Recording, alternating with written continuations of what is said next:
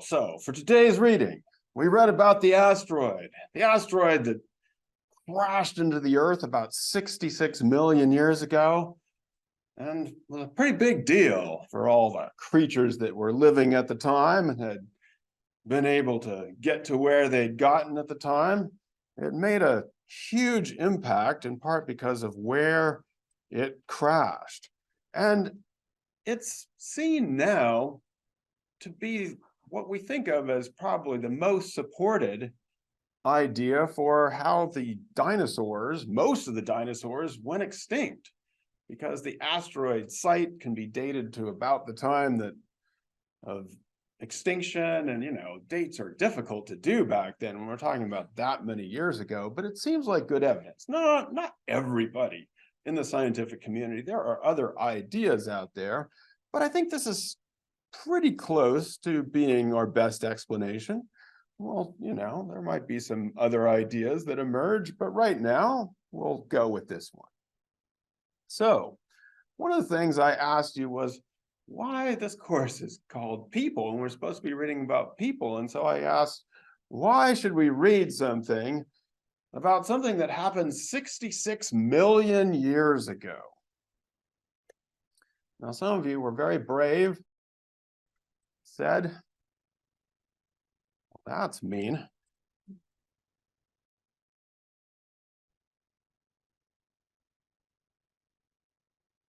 Unplug and plug back in.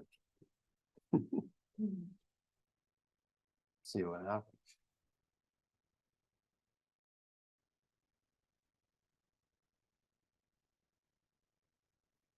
Try.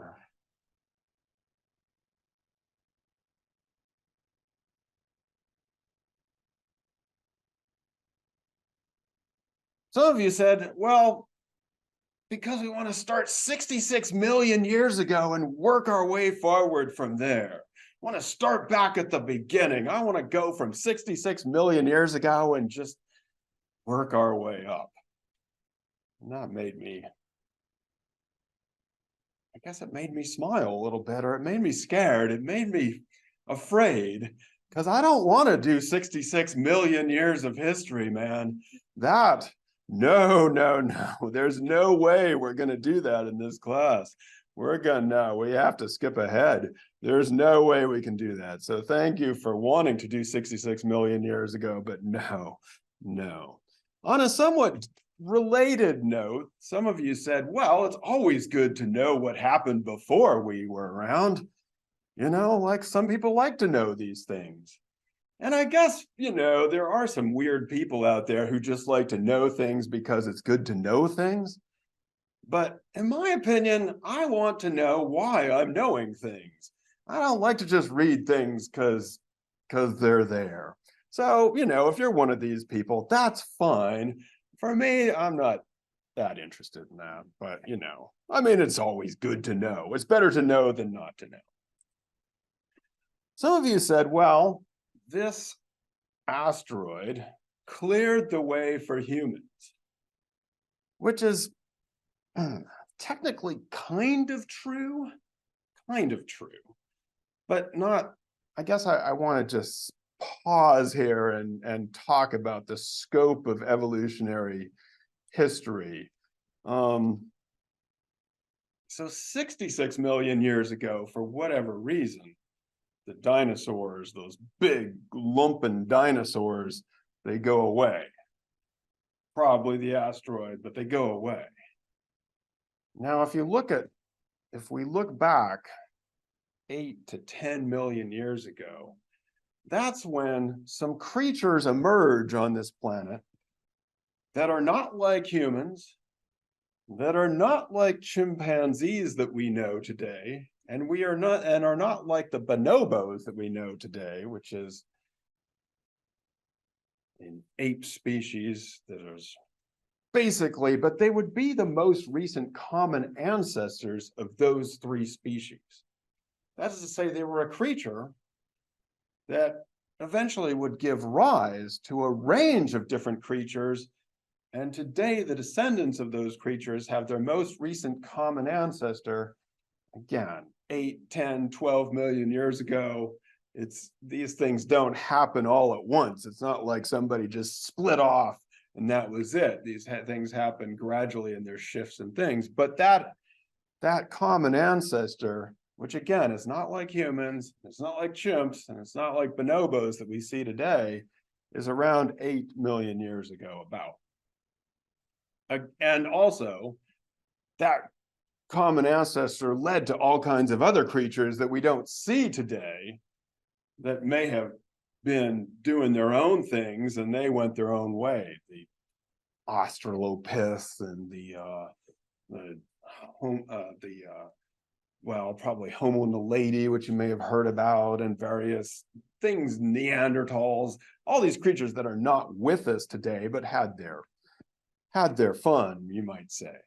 So the reason, though, that we're talking about this is that the asteroid, it's not like the asteroid hits, the dinosaurs disappear, and a bunch of humans come running out.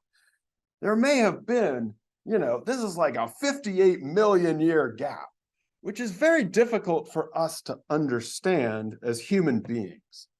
The scale of evolutionary time is out of our comprehension as human beings. We can't even remember things that happened 2 weeks ago. I can't even remember what we did in this class. And then if you think about a thing that happened a year ago, I started writing down this little diary. It lets you do one sentence. I'm not a diary writer, but it's just like one sentence a day. And then you can look back at what you wrote the last year. And then, you just do a little bit a day. And I can't remember. I did it because I can't remember anything that happened last year. I don't remember what year it was, right? And if you try to remember, well, you can't remember because you weren't there. I mean, I'm sure you've had to be told, we're coming up on the anniversary of this. I'm sure you have been told in school every single year about what happened on September 11th. But you weren't there. You don't remember it. So, that was only what, 20 years ago? So we can't remember things. We can't even get real stories from people of things that happened 100 years ago. I don't know. Have you ever talked to a 100-year-old person? You have. Yeah. It's a little rare, but some people. My great-grandfather lived to be 101. Didn't talk very much at that time, though. He's not a talker. Usually by the time you reach 100, you've done all your talking. But, I don't know. Maeve, how was your experience? I like you. Great. In her 80s, yeah. She was good, right. But again, it's very rare, I mean, we have a few more people who are 100, but it's rare for us to experience something that even happened 100 years ago. Let me think about 1,000 years ago, 10,000 years ago, 100,000 years ago. It's totally incomprehensible. So the change of evolutionary time, the scale of this is way beyond what our brains want to do with life and comprehend. So now that I've cleared all that out, Alexa, why did we read this? There's a big word in there, which you said you hadn't heard before, which is fine. Not many people have heard this word. Yeah, it's a funny word. Don't do that. There we go. Boy, that's a contingency right there. Contingency. Contingency. Anybody heard this word before? Yeah. You're shaking your head, yes. Sophia, tell us about this word. I don't know how I'd really describe it, but like contingency plan, which would be like a plan, like a backup plan in case something goes wrong. Yeah, that's actually the way I started. I tried to remember if I'd ever heard this word before outside of my academic life. And I think contingency plan is probably the way that you've heard of it. That's what I thought of too, which I think we take as a backup plan, right? You have your plan and then you have a contingency plan. And so I think I'm glad you said when something goes wrong, when something unexpected happens, you have a backup plan. But the thing that happens that Well, actually, Bowden, you want to say anything on this? Oh, I was just gonna say, yeah, they were playing like if this, then that. If this, then that. Yeah, and so the contingency plan is based, I guess I would say the contingency is actually the thing that happens that you weren't expecting. So, and that's what contingency means. It means something that that happens that you weren't necessarily, it wasn't part of your plan. And so then you need a backup plan. We call it a contingency plan, but really it should be called a backup plan in case of contingency. But who talks like that? Nobody. What is contingency? In the academic sphere, and when Riley Black uses it in this, she calls it a phenomenon, but it's really kind of a way of thinking about the world, which is wondering about or charting out or pondering, thinking about all the ways that things could have been different if something unexpected had happened, or if things had not been exactly the way they are. It's contingent on, right? So that would be another way. So if this happens, then we're going to do something. If it doesn't happen, we're not going to do it, or things are going to go differently. And the reason contingency is super important is that evolution and the course of history, whatever it was, it's not like there's one track, like a railroad that you're leading down and everything's leading to me. And it was inevitable that I would appear and be teaching you in this classroom. There was no pre-plan here. Everything could have been different. Everything always is different. Somebody might get sick. Something might happen, and then things change. And that happens in our individual lives, but it also happens in evolution and history. So the contingency thing is to think about, well, what if the asteroid had, most asteroids don't hit us, thank goodness. Most of them just burn up or go off somewhere else. So what if no asteroid? Or actually, there was a link in that article. I don't know if some of you clicked on it. I did, because that was when it was so provocatively titled. It said, if the asteroid had hit 30 seconds later, it would have all been different, because it would have landed, you know how the Earth rotates, it would just landed in the Pacific Ocean. A bunch of water would have gone up and the poor fish and stuff would have been in trouble, but the dinosaurs would have been fine. I found that a little bit, I would like to give it a minute more. 30 seconds sounded like too quick. But the point is, there was nobody directing that asteroid to hit exactly then at that time. Lexi, if the asteroid hadn't hit, then what? What wouldn't happen? Big dinosaur movie. Would have ended up like that. Yeah, we wouldn't have the age of mammals, right? Then because the dinosaurs, well, Steph, what do we learn about these dinosaurs? What are the dinosaurs like? You said they were super cool. I don't think about it much because I'm not really into it, but reading the article, it kind of made me realize there's one dinosaur, it has a wingspan of 3 stories. It's starts with Q or something. So has the wingspan of 3 stories, and I think it's shortening and expensive. Yeah, something. And it said, oh yeah, it literally travels the world. The world is literally 24,000 something 1 miles. I can run a mile in 8 minutes. I can't even imagine how something can go around the world.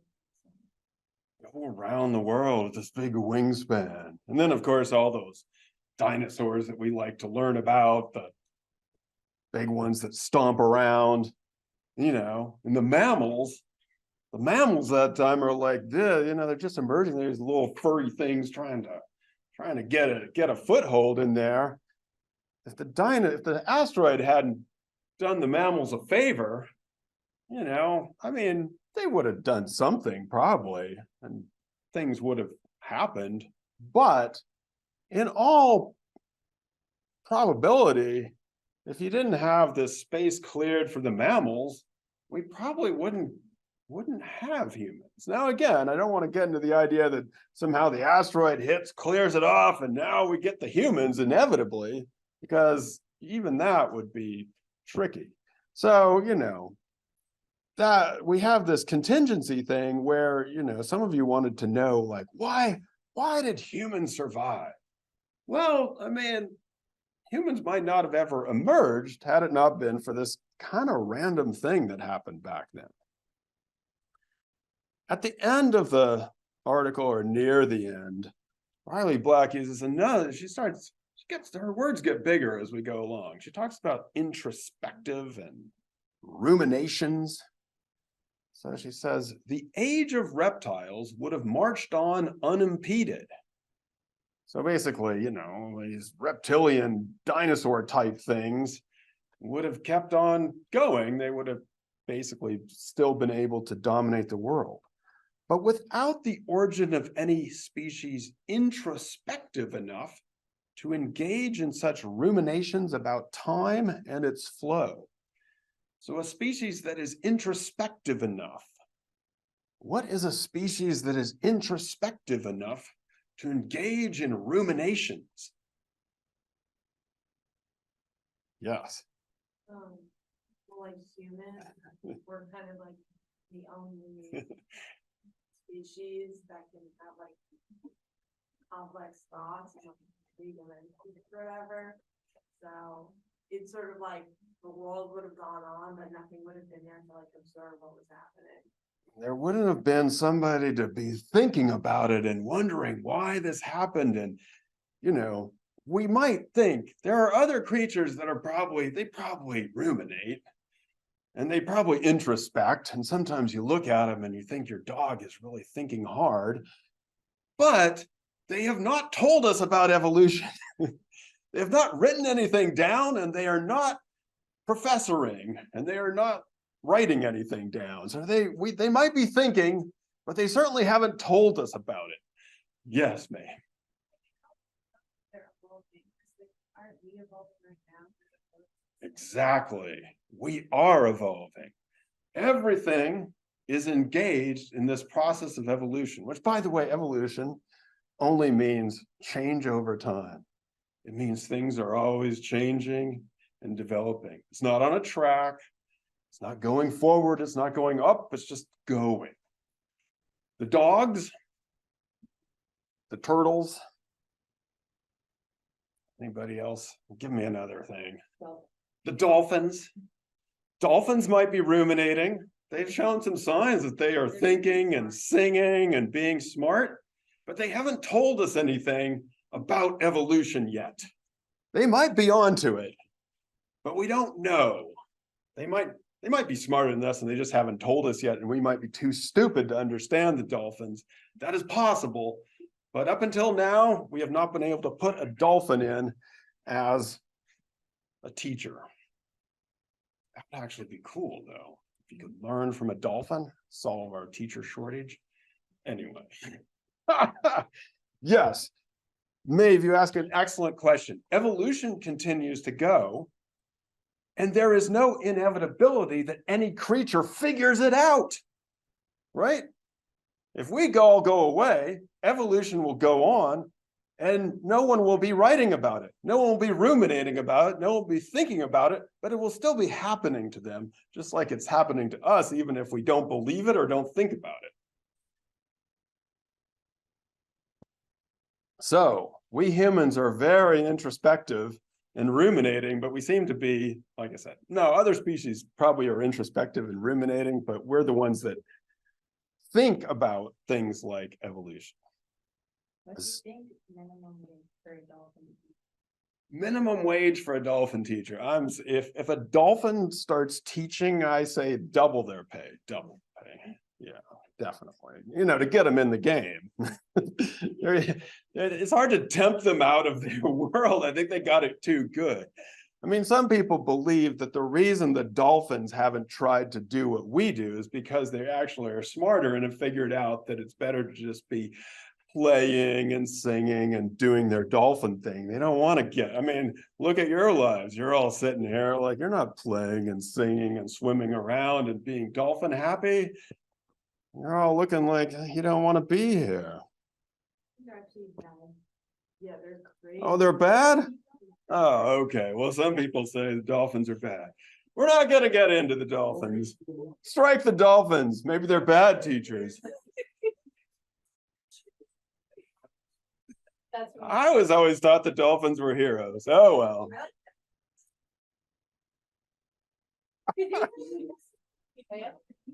that would be better. We'll go on. Whales, dolphins.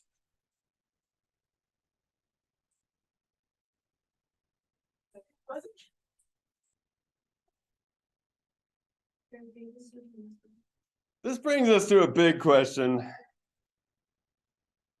What can dolphins tell us? What can science tell us? Science is at its best when it tells us what happened and how it happened. And we can debate, and science is all about debating and what happened and how it happened. We're trying to figure those questions out. Now, this brings us to a different kind of question, which what science can't tell us. Science is very frustrating to us because, remember, we're these introspective, ruminating humans. What do we most want to know? Yeah. Like, why do we exist? Why? We want to know why, right? But science can't tell you that. They can tell you how you came to exist, and you can tell you about existence, the what, but they can't tell you why. They will know, and like I said, that's very frustrating to us because we want to know why. We want to know that, but you can't find that answer in science. It's also frustrating because, remember that when you talk about the scientific method and you're supposed to come up with a hypothesis, then what do? You work to prove it and test it. You test the hypothesis. What are you testing for when you test a hypothesis? Huh? Well, we'll talk about theory in a second. Let's say I come up with a hypothesis. What do I try to do then? I'm trying to test it, yes. You try to disprove it. What science does is they come up with a hypothesis and you try to falsify it. You try to say, you do what you can to see if this hypothesis is not true. Again, frustrating. You can never say that I have proved the hypothesis. I mean, you can try. In our casual language, you can say, what you technically should say is, we have failed to falsify the hypothesis. We've tried everything we could to falsify this hypothesis, and we haven't succeeded, so we think it's true. We think we've proved it. But to say that it's proved, science can't actually ever prove it. You can only falsify hypotheses. And that leads us to another thing about science is that you then, if somebody says, hey, wait a second, that asteroid didn't do what we thought it did, and a bunch of new evidence comes in about, well, actually it was volcanoes somewhere, which people have hypothesized, then you have to change your mind. Then you have to change. So this is why science is very frustrating for us ruminating, introspective humans that want to know why, because it's always falsifying things, telling you why things are wrong. It's always changing, hopefully not hugely, but often you'll read that like, oh, I thought eggs were good for you, now they're bad. No, now they're good again. I thought dolphins were good, now they're bad. Now they're good again, right? So it's like, it seems like it's going back and forth, but that's because scientists have to weigh the evidence and give us an opinion on that. So again, science can be very frustrating. It's enormously important and it does a lot. But if you're looking for sort of these, what is the meaning of my life? you better look over in the humanities or in religious studies or philosophy or somewhere, not in a test tube. So they've brought up the idea of a scientific theory. So we have hypotheses, and hypotheses you try to falsify. Again, you can't prove them. Scientists use the word theory if they're being careful. Of course, scientists are people too. We're all people. We use words in different ways. We use them in a casual way, and then sometimes we use them in a scientific way. You saw how we used the word contingency, and I tried to sort of adjust our understanding of that word. When scientists use the word theory, it means it's actually gotten way up there in terms of evidence. It means there's a lot of stuff that falls under this theory that looks supportive, and a lot of hypotheses which have not been falsified are under this big umbrella theory. And so if a scientist says this is a theory, that means it's pretty big, it's pretty good, and it's unlikely to have major alterations. So here is a scientific theory, atomic theory, right? How atoms and the ways in which these things, and so this has been hugely important for explaining all kinds of things that happen in the world. And lots of different hypotheses, lots of different things have been built based on it. There's some people call gravity the universal law of gravity. So some people, the line between what is a theory and what is the law of gravity, I'm not sure, but gravity or gravitation, that's also a theory, which seems to work most of the time. It's just, it has a lot of evidence behind it. It seems to usually in my life apply. Every so often I try to stop believing in the theory of gravity, and it's never worked out very well for me or for anybody I know. So, Now, you'll notice that the way that scientists use the word theory is very different from the way that we tend to use it in our everyday lives, or at least I do. Usually when your roommate comes in late at night and says, I have a theory, what has probably just happened? Yes. They came up with an idea. Yeah, they've probably been out too late in a place too far away, doing substances that they probably shouldn't be doing yet, and they have gotten a theory. The way we use theory usually means an idea, and the crazier it is, the more you say it's a theory. I have a theory. So it's basically the opposite to the way the scientists use theory. It's not a very well supported thing, and you use it to indicate that you might be nuts, right? So, it's kind of weird, and it's not the theory of gravity. It's just crazy. And then I think this has gotten even worse since I started teaching about this, because now we learn about conspiracy theories. And it makes it sound like these people are brilliant and that JFK is still with us today. And then you call that person a conspiracy theorist, which basically means they're out of it, not in reality. So, the word theory has gotten totally off base.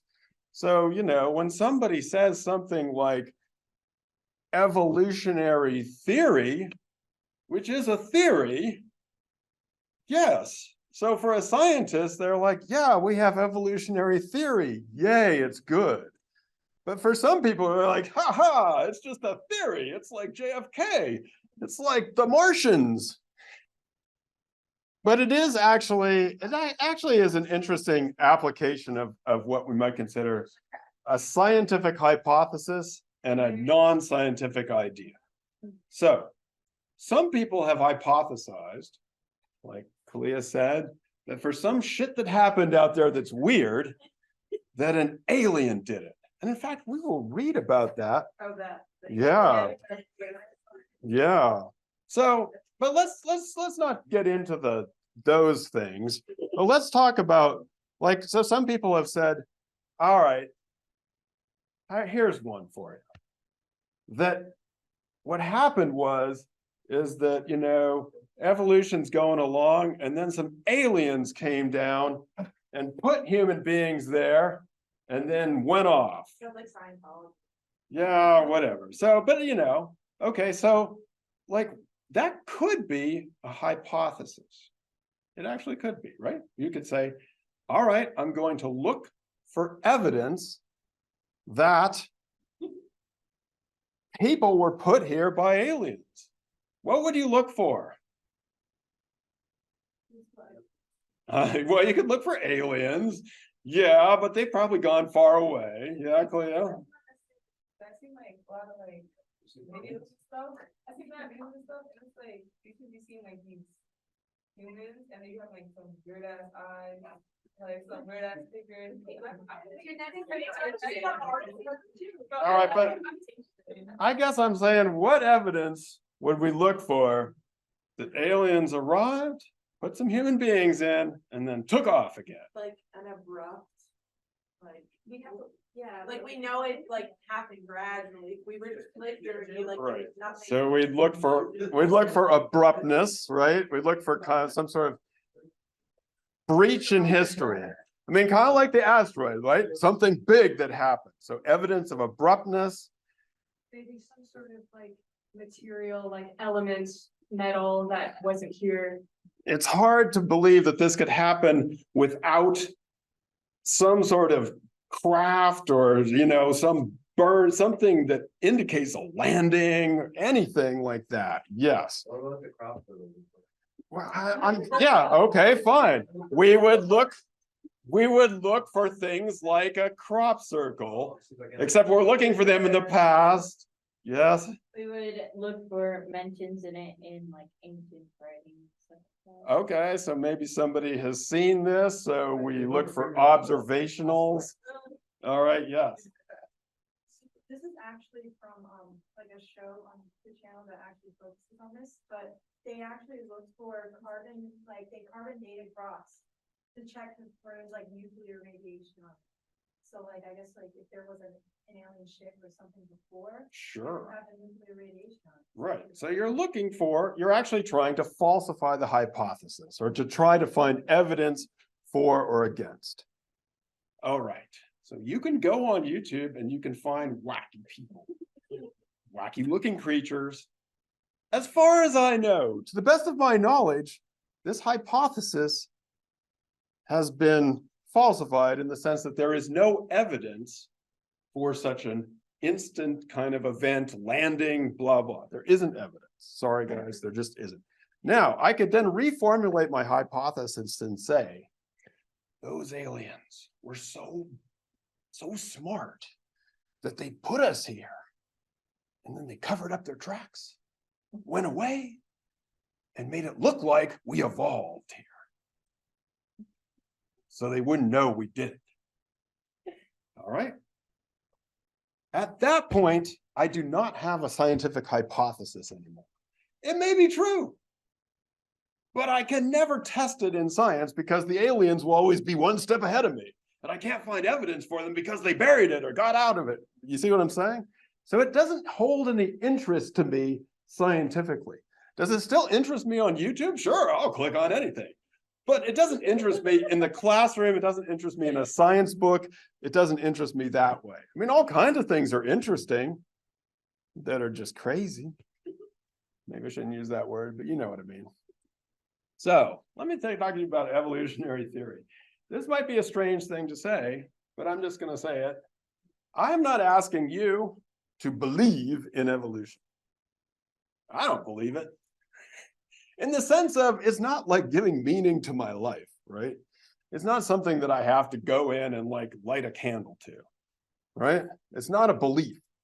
I accept that of all the ideas that have been proposed out there, it is currently the best explanation for how life came about on this planet and has evolved and proliferated. And it's the best explanation for what is happening to us, like, disease and stuff like that, and around us. So, I mean, you realize I was sick lately. Got that COVID thing. Honestly, I can't believe I got it. I don't believe it. But I have to accept that it happened to me. Sometimes, I don't know if you've gotten something that can be treated with antibiotics, like strep throat, right? Now, when you go to the doctor and you get your antibiotics, do you ever ask the doctor, "Doctor, I want those good old-fashioned antibiotics that came out in the 1950s, back when they were good, back when they were strong. What happened, doctor? Give me the good stuff."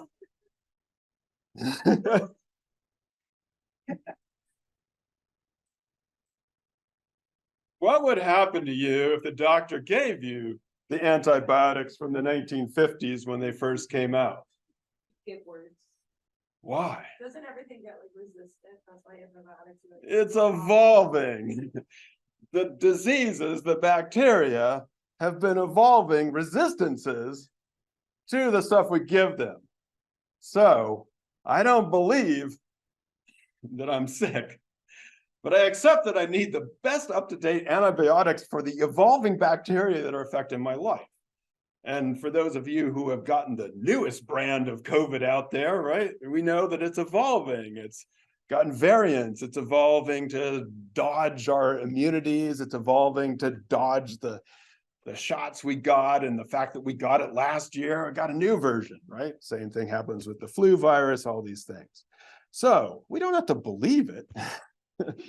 But in this classroom, we're going to accept it. So in this class, hey man, you believe what you want to believe. You can believe some shit out there that is like, oh, whatever. If you want to believe things, that's fine with me. But when you make statements, comments, especially, your online statements, you want to make a statement that's supported by evidence. I have gotten some great essays from people who didn't believe a thing I said, but they were able to explain the evidence, and, they were good. They were smart because they didn't believe me, but they were able to explain what was going on.